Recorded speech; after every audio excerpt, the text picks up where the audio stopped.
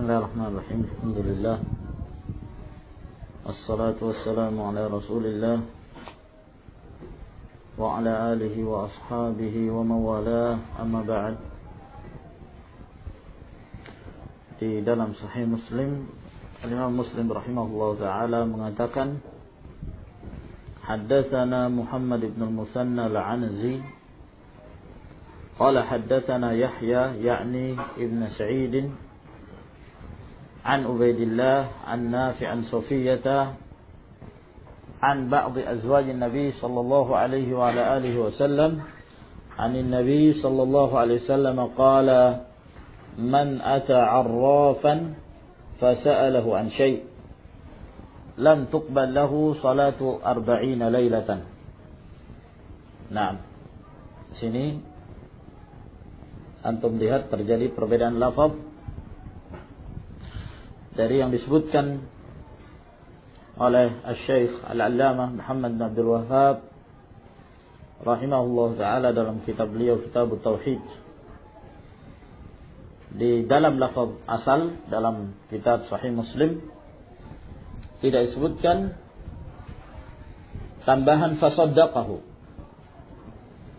Ya, namun Rasulullah sallallahu alaihi wasallam yakni dalam lafaz Sahih Muslim hanya disebutkan man ata arrafan fasa'alahu an syai'in lam tuqbal, dan disebutkan dengan lafaz laila, sedangkan dalam kitab tauhid disebutkan dengan lafaz yauman. Oleh karena itu para ulama mereka berdalil dengan hadis yang terdapat di dalam Sahih Al-Imam Muslim rahimahullahu taala ini dalam memerinci permasalahan hukum orang yang mendatangi al-kahin. Sebagaimana kita sebutkan kemarin, bahwa apabila seorang mendatanginya dengan hanya sekedar untuk bertanya tanpa ada pembenaran, ya, tanpa ada niat dan tanpa ada keinginan untuk mempercayainya, membenarkannya, hanya sekedar datang untuk bertanya, maka al-uqubah yang disebutkan oleh Rasulullah sallallahu alaihi wasallam adalah tidak diterima salat orang tersebut yang mendatangi al-arraf selama 40 hari 40 malam. Adapun kalau seorang mendatangi al-kahin atau al-arraf dan dengan maksud dan tujuan untuk bertanya dan membenarkannya, meyakininya, mempercayai apa yang dia katakan, maka dalam hal ini diterapkanlah hadis-hadis yang di luar Sahih Imam Muslim yang disebutkan hukumnya adalah kufur. Laqad kafara bima unzila ala Muhammadin sallallahu alaihi wa ala alihi wasallam. Dan atas perincian ini yang dikuatkan oleh Syekh Muhammad bin Shalih Al-Utsaimin rahimahullah taala, demikian pula Syekh Saleh Al-Fauzan rahimahullah dalam kitab beliau Al-Irsyad ila Sahihi Al-I'tiqad. Naam. Kemudian kita lanjutkan berkata Asy-Syaikh Al-Allamah Muhammad ibn Abdul Wahhab rahimahullah, wa rawahu At-Tabrani fil Awsat, diriwayatkan oleh At-Tabrani dalam Al-Awsat. At-Tabrani muhaddits min al-muhadditsin, Sulaiman bin Ahmad rahimahullah, dan beliau memiliki kitab yang masyhur yaitu Kitabul Mu'jam, Al-Ma'ajim Ats-Tsalatsah. Ada Mu'jam Al-Kabir, ada Al-Mu'jam Al-Awsat, ada Al-Mu'jam Al-Saghir. Al-Mu'jam Al-Kabir puluhan jilid, Mu'jam Al-Awsat lebih kurang daripada itu, kira-kira 8, ya, sedangkan Al-Mu'jam Al-Saghir 1 atau 2 jilid. Dan disebut kitab beliau sebagai Kitabul Mu'jam karena disebutkannya riwayat-riwayat yang terdapat di dalam hadis Al-Mu'jam itu berdasarkan tertib nama para masyayikh, nama guru dari perawi tersebut. Misalnya At-Tabrani rahimahullah ta'ala, beliau menyebutkan nama guru beliau yang beliau meriwayatkan hadis darinya. Dia sebutkan nama fulan di antara guru beliau. Lalu disebutkan semua hadis-hadisnya yang berasal dari guru tersebut. Entah itu hadis dari Abu Hurairah ataukah hadis dari Abdullah bin Umar dan seterusnya. Yang jelas tertib ala asyuyukh, berdasarkan penertiban nama-nama para syekhnya seorang perawi tersebut, maka dinamakan kitab Al-Mu'jam. Ya. Dan demikianlah penamaan-penamaan terhadap kitab lain dinamakan dengan suatu nama karena memiliki cara yang khusus dalam hal menyebutkan bab, apakah berdasarkan al-abwab al-fiqhiyah sehingga dinamakan kitab Sunan seperti Sunan Abi Dawud, ya, Sunan Ibnu Majah, dan juga dinamakan Al-Jami' disebabkan karena satu kitab tersebut mengumpulkan 8 kitab yang terpenting. Seperti Al-Imam Al-Bukhari rahimahullah ta'ala, di antaranya pula At-Tirmidzi rahimahullah yang sahih bahwa nama kitab beliau bernama Al-Jami', walaupun masyhur dengan penyebutan Sunan At-Tirmidzi. Demikian pula istilah musnad, ya, kitab yang dikumpulkan hadis lalu diberi nama musnad adalah kitab yang berdasarkan tertib para sahabat. Ya, misalnya hadis Abu Hurairah, maka disebutkan semua hadisnya Abu Hurairah. Hadisnya Abu Bakar As-Siddiq, disebutkan seluruh hadis Abu Bakar As-Siddiq tanpa melihat apakah hadis itu membicarakan permasalahan taharah ataukah masalah salat ataukah masalah haji dan seterusnya. Yang jelas dia berasal dari hadis Abu Bakar As-Siddiq. Ya, di antara musnad tersebut seperti musnad yang masyhur yang dikarang oleh Al-Imam Ahmad bin Muhammad bin Hanbal rahimahullahu ta'ala. Kata beliau, wa rawahu Tabrani fil Awsat bi isnadin hasanin. Diriwayatkan oleh Tabrani dalam kitab beliau Al-Mu'jamul Awsat dengan sanad yang hasan min hadis Ibnu Abbas, dari hadis Ibnu Abbas, duna qaulihi, tanpa ada perkataan beliau, yakni tanpa ada tambahan wa man ata ila akhirih. Walhasil bahwa hadis ini disebutkan di sini adalah hadis yang hasan. Qala Al-Baghawi, berkata Al-Baghawi rahimahullah, Al-Husain bin Mas'ud Al-Farra, Al-Arraf alladhi yadda'i ma'rifat al-umur. Yang dimaksud dengan Arraf adalah yang mengaku dalam mengenal berbagai kejadian bimuqaddimatin, dengan ada muqaddimah untuk sampai kepada kesimpulan. Ya. Apakah dengan tanda jari tangan atau dengan tanda sesuatu yang tentunya mereka lebih mengetahui tentang ilmu tersebut. Yang muqaddimah itu yastadillu biha 'alal masruq, yang dia bisa berdalil dengannya untuk mengetahui barang yang hilang, barang yang dicuri, wa makanid dhalati, ataukah sesuatu yang hilang, wa nahwi dzalik, dan yang semisalnya. Ya. Jadi dia mengabarkan segala sesuatu atau beberapa perkara yang terjadi. Ya. Bukan sesuatu yang akan datang, tapi sesuatu yang tersembunyi. Yang dia bisa mengetahui hal tersebut dengan muqaddimat, dengan cara-cara tertentu.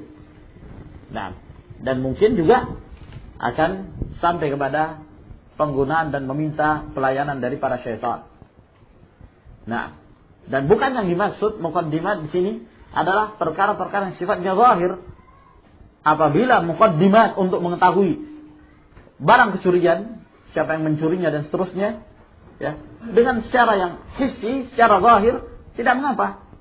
seperti pekerjaan para polisi yang ketika terjadi pembunuhan misalnya, atau terjadi barang yang dicuri pada sebuah rumah, maka mereka pun berusaha untuk meneliti dengan muqaddimat yang telah ada pada mereka, bertanya dan meneliti, melihat jejak dan seterusnya, ya, tanda tangan dan seterusnya. Yang demikian ini tidak mengapa, tidak termasuk dalam ta'rif al-arraf.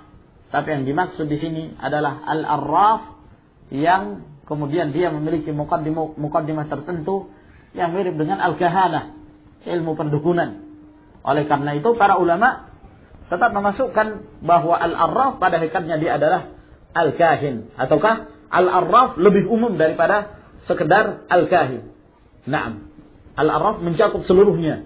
Apakah dia kahin, dukun, ataukah dia munajjim, ataukah dia termasuk pula diantaranya ar-rammal, ya, peramal. Nah, jadi ramal itu asalnya dari bahasa Arab, ar-rammal. Naam. Wa qila huwa al-kahin. Nah. Dan ada pula yang mengatakan bahwa al-arraf itu sendiri adalah al-kahin. Nah. Baik. Dan ada pula yang mengatakan bahwa al-arraf lebih umum daripada sekedar al-kahin. Setiap kahin arraf. Setiap kahin arraf dan tidak sebalik. Nah. Dan itu dinukilkan dari Al-Imam Ahmad rahimahullah. Kata beliau, al-arafatu tarafun minas sihr was-sahiru akhbath.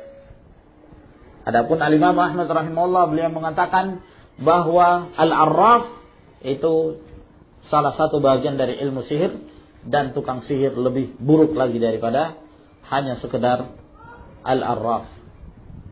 Nah. Wal kahin, adapun al-kahin huwa alladhi yukhbiru 'anil mughayyabat fil mustaqbal, adalah yang mengabarkan tentang perkara-perkara yang gaib yang terjadi di masa yang akan datang. Ya, kalau yang tadi al-arraf tentang kejadian yang bukan dia yang terjadi di masa akan datang, tapi sesuatu yang tersembunyi. Ya, yang dia melakukan sesuatu yang bukan secara hissi, memiliki muqaddimat tertentu. Apakah dengan membakar dupa dan lain sebagainya, ya, yang tentunya kita tidak mengetahui mereka tawassul dalam hal ini, dan berbagai macam cara bisa mereka lakukan. Dan di antara ilmu tersebut ada yang sampai menggunakan para syaitan untuk membantu mereka. Adapun al-kahin adalah yang mengabarkan sesuatu yang akan terjadi. Ya, dari sini sangat jelas bahwa al-kahin tersebut tatkala dia mengabarkan sesuatu yang mughayyabat, sesuatu yang akan terjadi, menunjukkan bahwa di sana ada yang melayani dia. Dari kalangan para syaitan yang telah kita sebutkan tadi, an mustariqis sama, yang mencuri berita, mencuri pendengaran dari langit. Lalu kemudian mereka inilah yang mengabarkan berita-berita tersebut kepada para dukun, lalu kemudian dicampuri dengan berbagai macam kedustaan. Waqila, dan ada pula yang mengatakan alladzi yukhbiru amma fid dhamir, yang mengabarkan apa yang terdapat di dalam hati. Dia bisa menebak, kamu sedang memikirkan ini, kamu sedang memikirkan itu, misalnya. Dan ini nampak dari kisahnya Ibnu Sayyad, ketika Rasulullah sallallahu alaihi wasallam menyembunyikan bagi Ibnu Sayyad sesuatu dalam hatinya. Inni khabba'tu laka khaba'. Lalu dia pun berusaha untuk menduga bahwa yang disimpan oleh Nabi sallallahu alaihi wasallam adalah ad-dukh, namun dia tidak mampu menyempurnakan yang dimaksud adalah surah ad-dukhan. Nah, walhasil bahwa al-kahin mencakup ini dan ini. Apakah mengabarkan tentang apa yang terjadi di masa yang akan datang, ya, ataukah mengabarkan sesuatu yang terdapat di dalam hati, ya, yang terbetik di dalam dhamir seseorang. Tentunya dengan bantuan para syayatin, mereka mampu melakukan hal tersebut. Dan mereka tolong menolong dalam al-ithn wal-udwan. Dan ini semua adalah merupakan bentuk i'tida' ala Allah, melampaui batas terhadap Allah subhanahu wa ta'ala. Karena ingin mengklaim bahwa dirinya mengetahui ilmu ghaib. Sedangkan Allah subhanahu wa ta'ala mengatakan, la ya'lamu al-ghaiba illa Allah. Tidak ada yang mengetahui perkara yang ghaib kecuali Allah subhanahu wa ta'ala. Nah, dan anehnya, justru orang-orang yang demikian ini keadaannya, yang mereka merasa bahwa mereka memiliki kelebihan, mereka mampu makan api, mereka masuk ke dalam api, ya, mereka tidak mempan ditebas dengan benda tajam dan seterusnya, dan mampu mengabarkan segala perkara perkara-perkara yang terjadi di masa yang akan datang, ya, dalam sebagian hal karena mendapatkan berita itu tadi, lalu dibumbuhi dengan berbagai macam kedustaan, lalu menganggap bahwa mereka adalah aulia, dan dianggap oleh manusia, dipercaya oleh manusia bahwa mereka ini adalah wali Allah subhanahu wa ta'ala. Alasannya karena memiliki al-karamat menurut mereka, khawarikul adah, ya, hal-hal yang luar biasa yang terjadi di luar kebiasaan manusia. Akan tetapi pada hakikatnya mereka bukanlah waliullah, mereka bukan aulia ar-Rahman, akan tetapi mereka adalah aulia asy-syaitan. Sebab aulia ar-Rahman adalah orang-orang yang merendahkan diri mereka. Mereka tidak menyombongkan diri mereka. Dan mereka beribadah. Semakin Allah subhanahu wa ta'ala memberikan kemuliaan pada mereka, semakin mereka mendekatkan diri kepada Allah azza wa jalla. Bandingkan dengan aulia asy-syaitan. Tatkala mereka memiliki keluar biasaan anggapan mereka, maka mereka semakin jauh dari Allah azza wa jalla. Tidak hadir dalam salat berjamaah.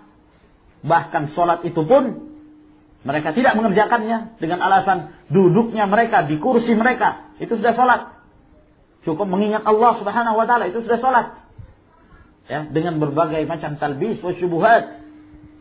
Oleh karena itu, Al-Imam Syafi'i rahimahullah ta'ala beliau mengatakan, apabila engkau melihat ada orang yang mampu terbang di atas udara, dan dia mampu berjalan di atas air, namun dia tidak menyaksikan jamaah bersama kaum muslimin, sesungguhnya dia bukan waliullah, innama huwa waliyus syaitan.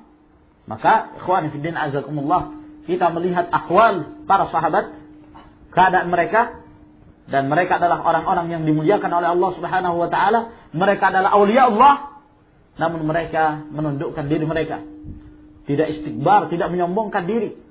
Bahkan mereka ketika membaca Al-Quran Karim, di antara mereka ada yang menangis, di antara mereka ada yang menampakkan rasa takutnya kepada Allah subhanahu wa ta'ala. Sampai di antara mereka ada yang ketika mendengarkan Al-Quran Karim, mereka terjatuh, mereka roboh karena takutnya mereka kepada Allah subhanahu wa ta'ala.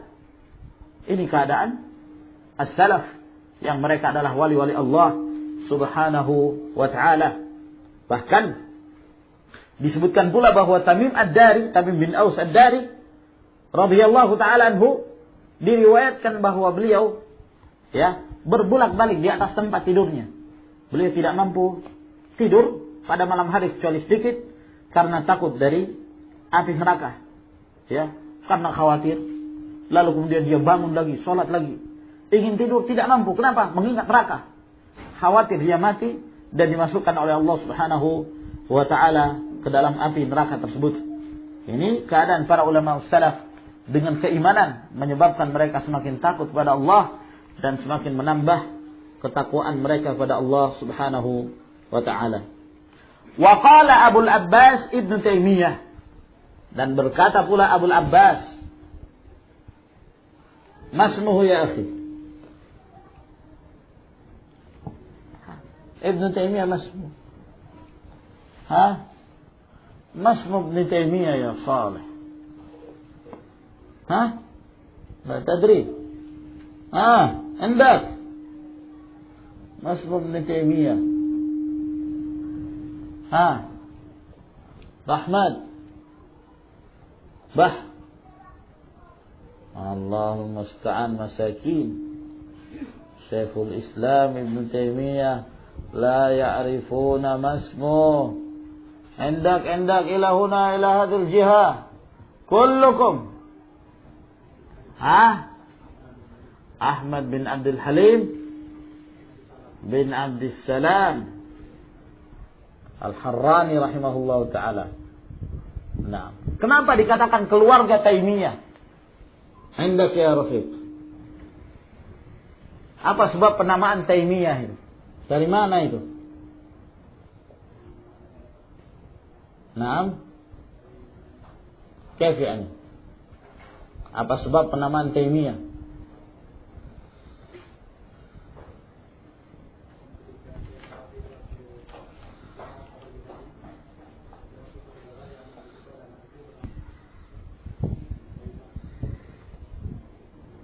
Nama anak itu Taimah. Atau daerah itu yang namanya Taimah?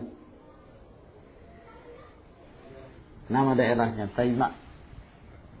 Naam. Kemudian setelah dia pulang dari haji, kakeknya Syekhul Islam Taimiyah rahimahullah, maka istrinya melahirkan seorang anak wanita, ya.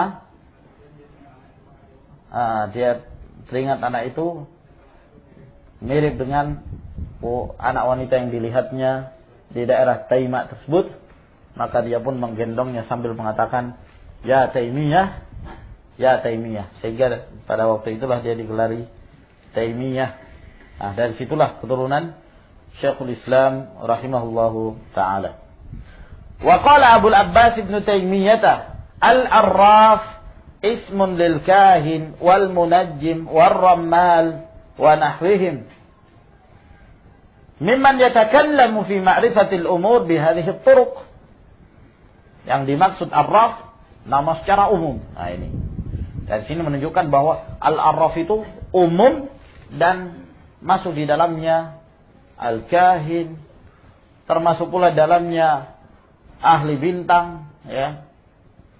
Naam, yang menghubungkan kejadian yang ada di langit dengan peristiwa-peristiwa yang akan terjadi di bumi. Warramal, paranormal, tukang ramal, dan yang semisal mereka dari orang-orang yang berbicara dalam perkara-perkara ini, yakni tentang sesuatu yang hilang, ya, barang hilang dan yang semisalnya, ataukah sesuatu yang akan datang. Bihadhihi turuq, dengan cara-cara seperti ini, dengan menggunakan bantuan dari para syaitan. Naam. Wa qala Ibnu Abbas radhiyallahu ta'ala anhuma. Tayyib, ada iskal. Lalu bagaimana dengan istilah perakiraan cuaca? Apakah ini termasuk dalam hal ilmu peramalan? Nah, yang sahih wallahu a'lam bissawab bahwa ini tidak termasuk. Ya, akan tetapi itu adalah mereka memperkirakan sesuatu berdasarkan sesuatu yang zahir, yang his. Perjalanan awan misalnya, seterusnya demikian, wallahu alam, mereka lebih mengetahui tentang hal tersebut. Lalu kemudian mereka memperkirakan bahwa esok hari ada kemungkinan di tempat ini terjadi hujan dengan sesuatu yang zahir, perkiraan dan bukan kepastian. Sama misalnya tatkala kita melihat terjadi mendung, lalu kita mengatakan apa? Akan terjadi atau akan turun hujan lebat. Dan itu perkiraan. Nah, kenapa kita menyatakan demikian? Padahal itu sesuatu yang akan terjadi, yakni dengan melihat sesuatu yang zahir, ya, yang nampak di sekitar kita. Nah, sehingga demikian ini tidak termasuk dalam ilmu yang dilarang oleh Allah Subhanahu wa taala dan Rasulnya. Wa qala Ibnu Abbas radhiyallahu ta'ala anhuma, berkata Ibnu Abbas, fi qaumin yaktubuna abajad, terhadap satu kaum yang mereka menulis abajad. Abajad itu merupakan urutan-urutan huruf, ya, abjad, huwaz, hatti dan seterusnya, ya. Anak enggak hafal, yang mereka menggunakan tartib dari huruf tersebut untuk mengetahui satu jumlah bilangan misalnya, ya. Anak sendiri kurang tahu persis cara perhitungan dari penggunaan abjad tersebut. Naam. Ya, dan mereka menggunakan itu. Kalangan Arab mengerti tentang yang demikian. Nah, adapun hanya sekedar mengetahui hisabul jumal, perhitungan jumlah, bilangan, dan seterusnya dengan menggunakan abjad ini, ya, yang biasa juga antum lihat kalau orang tulisan Arab, ya kan, ingin mentaksim, membagi berapa hal. Kalau kita di Indonesia A, B, C, D, E, F, G, ya kan? Kalau mereka alif, kemudian ba, kemudian jim, kemudian dal, kemudian ha, kemudian waw, kemudian za, kemudian ha, kemudian ta, ya, dan seterusnya. Nah, abjad, hawaz, hatti, dan seterusnya ke bawah. Nah, ya. Nah, kalau hanya seperti ini tidak masalah. Nah, tapi yang dimaksud di dalam riwayat ini adalah orang yang menghubungkan, ya, perhitungan bilangan tersebut dengan kejadian-kejadian yang ada di bintang, ya, di langit, lalu kemudian diartikan terhadap sesuatu yang akan terjadi di muka bumi tersebut. Ibaratnya seperti ilmu nujum itu sendiri, at-tanjim, ilmu perbintangan yang telah dilarang sebagaimana yang kita sebutkan pada pertemuan yang lalu. Kata Ibn Abbas tentang kaum yang mereka menuliskan abjad ini, wa yanzuruna fin nujum, sambil mereka melihat ke bintang. Jadi wow, di sini wow haliyah. Mereka memperhatikan bintang lalu disesuaikan dengan tartib bilangan tersebut. Lalu kata Ibnu Abbas, "Ma ara man fa'ala dzalika lahu 'indallahi min khalaqin." Nah, bahwa saya tidak menganggap orang yang melakukan yang demikian, atau ma ara man fa'ala dzalika lahu 'indallahi min khalaq. Tidak ada terhadap apa yang saya lihat, orang yang melakukan hal tersebut di sisi Allah Subhanahu wa taala, dia tidak akan mendapatkan khalaq. Khalaq maksudnya nasib fil akhirah. Tidak akan mendapatkan bahagiannya nanti di akhirat.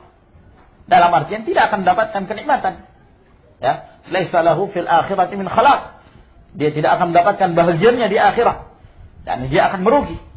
Dia akan mendapatkan siksaan dari Allah Subhanahu wa taala dan dia akan sengsara. Kenapa? Karena mereka melihat dengan ilmu perbintangan untuk mengetahui hal-hal yang akan terjadi di masa-masa yang akan datang. Namun riwayat yang disandarkan kepada Ibnu Abbas radhiyallahu taala anhuma ini disebutkan dalam syarah kitab Tauhid bahwa sanadnya dhaif. Bahkan pentahqiq Fathul Majid ini menyatakan hadisnya hadis yang palsu. Hadis ini adalah hadis yang palsu. Nah, ya, dalam sanadnya ada seorang perawi yang bernama Khalid bin Zaid al-Umari dan dia adalah seorang pendusta. Naam, apabila riwayatnya tersebut disandarkan kepada Rasulullah sallallahu alaihi wasallam secara marfu'.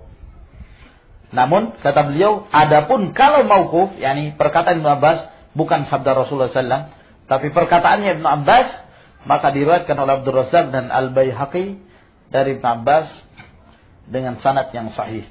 Dan yang zahir yang disebutkan oleh Syekh Muhammad bin Abdul Wahhab bahwa ini perkataannya Ibnu Abbas, bukan sabda Rasulullah sallallahu alaihi wa ala alihi wasallam. Dan pada bab-bab yang berikutnya nanti akan disebutkan khusus tentang at-tanjim atau ilmu nujum. Wallahu a'lamu bis-shawab. Ila huna ikhwan. Tafaddalu hafizakumullah.